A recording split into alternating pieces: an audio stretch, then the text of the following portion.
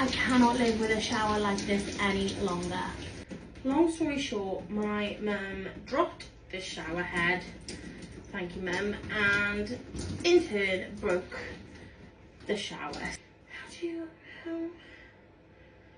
How do I fit a shower head?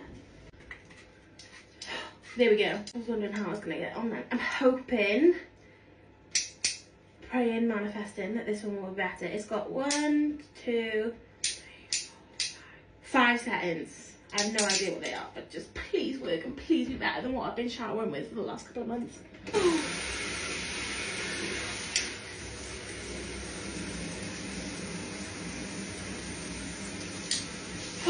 Oh.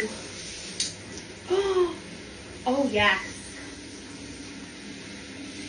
Oh yes. Ooh, a fun one. I think this is my winner. But look how much better that is to what I just experienced. Thank God for TikTok Shop.